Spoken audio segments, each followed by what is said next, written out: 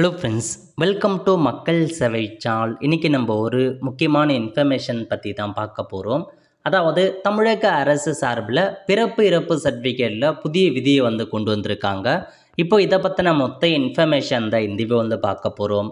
இந்த video skip பண்ணாமல் ஃபுல்லாக பாருங்கள். அது மட்டும் அல்ல, இந்த வீடியோ நிறைய பேருக்கு ஷேர் பண்ணுங்கள். ஓகே, அதாவது தமிழ்நாடு அரசு பிறப்பு மற்றும் இறப்பு பதிவு தொடர்பாக புதிய விதிகள், தமிழ்நாடு பிறப்பு மற்றும் இறப்பு பதிவு விதிகள் 2025 வெளியிட்டிருக்காங்க.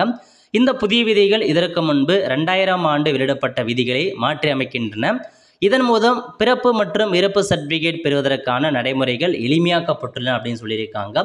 ஸோ தமிழகத்தில் பிறப்பு மற்றும் இறப்பு பதிவுகள் சட்டம் 2000 இருந்துச்சு, இப்போ 2025 மாற்றி அமைச்சு வெளியிட்டிருக்கோம் அப்படின்ற மாதிரி சொல்லியிருக்காங்க. என்னமான முக்கிய மாற்றங்கள் அப்படின்னா, புதிய விதிகளின்படி பிறப்பு மற்றும் இறப்பு தகவல்களை அளிக்கும்போது அனைத்து விவரங்களையும் முழுமையாக குறிப்பிட வேண்டும், எந்த விதமான சுருக்கங்களையும் பயன்படுத்தக்கூடாது அப்படின்றது சொல்லியிருக்காங்க.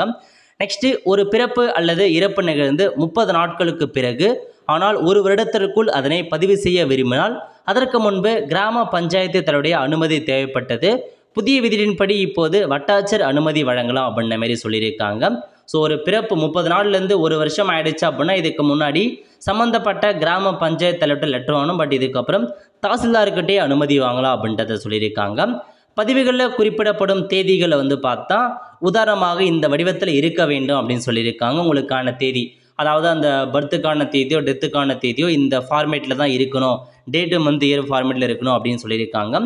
இனி பிறப்பு மற்றும் இறப்பு சான்றிதழ்களை மின்னணு வடிவத்திலும் பெற முடியும். இது சான்றிதழ்களை பாதுகாப்பாக வைத்திருப்பதற்கும் தேவைப்படும் போது எளிதில் அணுவதற்கும் உதவும் அப்படின்னு சொல்லியிருக்காங்க. ஸோ எலக்ட்ரானிக் முறையில் உங்களுக்கான சர்டிஃபிகேட் இருக்கும் அப்படின்ற மாதிரி இந்த ஒரு விதியை கொண்டு வந்திருக்காங்க.